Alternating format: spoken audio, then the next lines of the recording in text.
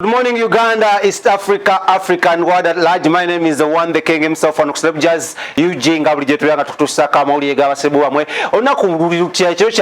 a beautiful Monday morning. It's a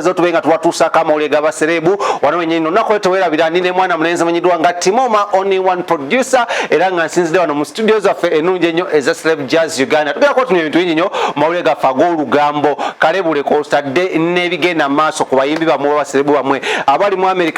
The strike to be begin a mass simanyi kuno oba mwana mulenzi amanyidwanga Donald Trump anaona nja kuba nyongero kwa ngambi digging into ate abali side ze Canada. What's up my people, how are you doing? Mundabire nnyo mwana mulenzi amanyidwanga Drake ate abali mu side za Saudi Arabia, Asia yonena jamuli kansero lockdown batwala bulungi nkimanyi embeera sinungi naye tukwasaganye n'abali mu ggwanga lya Uganda kyemanyi nammwe tusabira wamu fena entambula bagezaako okubanga bazikakkanya, so everything is just going on smoothly, so tugebere amateeka ga government getadde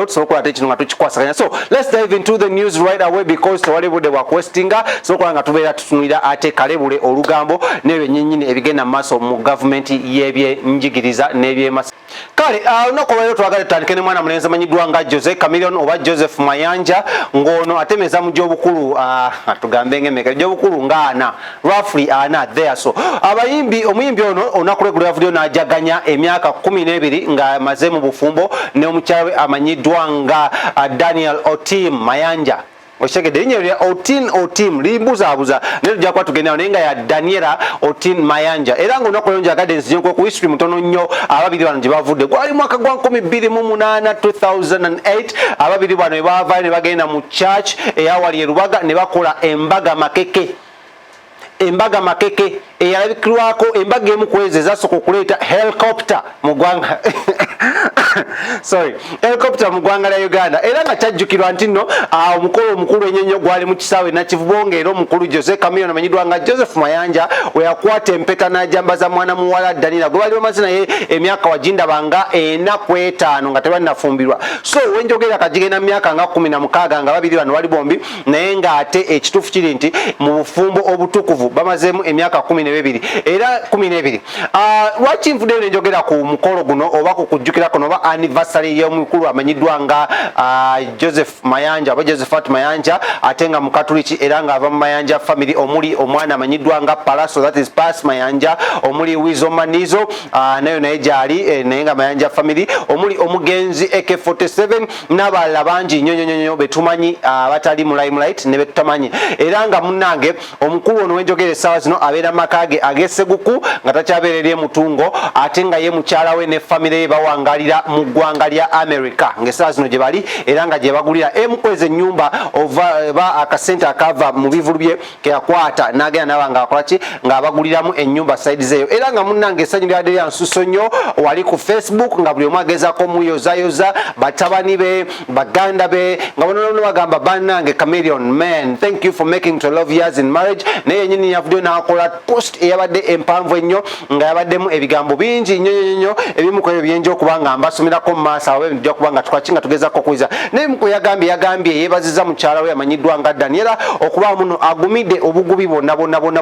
eŋŋambo okuli omugamba muno Chameleone musajja mwenzi nnyo okuli okubanga ebisubi baamukuba okuli we yagwira amagulu negamenyeka saidi zeeri mu ggwanga ate ekyali lya Uganda ebyo namugamba yeebale mujjanjaba yeebale mubeererawo yeebale mwagala, so it was a much of a statement okitegedde nnyo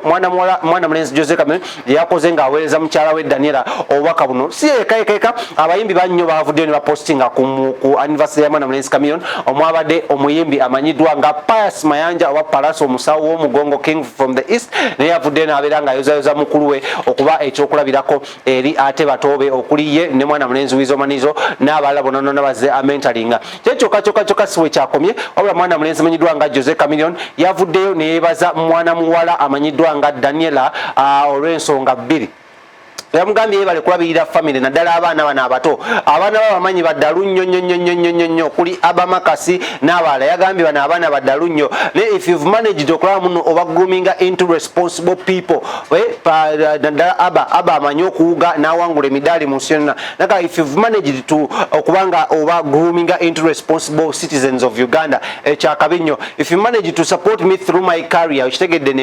naddala music wise no promoting ennyimba zange n'otagenda ku bigambo, that is another thumbs up for you. Namugamba n'ekirambu nno yebale kubeera mukyala wa mpisa atabeerabeera mawulire ate swaza kwambala yambala bugoye buswaza nga mutera okulaba munnaffe ab'ekiwatule batera okukola. So ebyo byonna era akola ki yabadde abimwebaliza. So nange njagala okutwala mukisa guno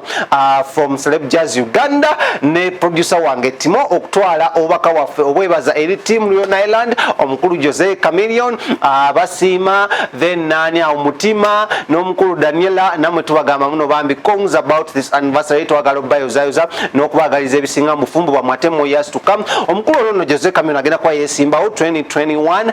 wano mu ggwanga Uganda ku bwa Lord Mayor. Tetumanyi oba naawangula atawangula yagamba yajjira ku kisinde kya DP however much awagira nnyo bano aba people power ne yagamba ajjira ku kisinde kya DP. So katongera okukola ki okuba muno tumuwagira. But before nga sinavako eno story waliwo amawulire g'omwana wa Chameleone omuwala eyazaalibwa omuzungu amanyiddwa nga Dorothea that disappeared some time back. Omuwala olinaze munasa facing amawulire days before nga Chameleone tanavayo ku celebrating 12 years of marriage. Okitegedde bunyo era ekifaananyi ekyolaba ekitambula ky'omwana omuwala owa mwana mulenzi Jose Chameleone. Ono nno ng'ali tabeera mu ggwanga lya Uganda wabula adde abeera mu ggwanga lya Sweden naye nga njagala okwebaza omukulu Jose Chameleone yavuddeyo n'amwaniriza bunyo n'amugamba welcome to the family, we love you so much, we've been looking out for you nga tetukulaba naye jangu Uganda ensonga zino tubeere nga tukali tuzikwasaganya. I hear mbu omuwala nalayika modo eri mu ggwanga lya Sweden gy'abadde awangaalira naye nja kuba nyongera okukola ki okuba nga minoonyezaako as soon as she drops into Uganda nja kufa okola muno ngezaako nnyo okufuna ka interview naye tulabe engeri kyentugenda okuba nga tukikwasaganya. But that is the news about mwana mulenzi Jose Chameleone ate nga mbi nnyo bikyagenda mu maaso. Temwerabira mbu nno omwana mulenzi ono yalina okuba ne concert ye mu mwezi gwa kutaano May eno gye bayita yalina okubeera ku cricket oval baali bagiyita bata Timo concert bali bagiyita gwanga mujje. Yes bali bagiyita gwanga mujje nga yali egenda kubanga etegekebwa mwana mulenzi amanyiddwa nga balamu bafunamu obutakkaanyaawo n'ebintu byakona ebyagwawo noza bagamba kabikola kikabasooke babiriyimirizeemukko not until further notice nga government evuddeyo nekkiriza ebivulu n'amabala okubanga bikola ki nga bigwawo then they will stage up a concert. So si yekayika n'abayimbi abalala bannyo. So that is been a year for mwana mulenzi Jose Chameleone, political journey ye obufumbo bwe n'abaana be naye nga bwe bityo biri nja kuba nkomawo ne other updates about mwana mulenzi ono amanyiddwa nga Jose Chameleone amanye endowooza the one the king himself watu na subscribing agenda wansawo subscribing osobola okuba nga ate ekinyonyo tekiteeka ku level eddako mbadde ne mwana mulenzi amanyiddwa nga Timo in the studios onako era nga yakwataganyiza ensonga zino katugende mu story eddako tovaawo.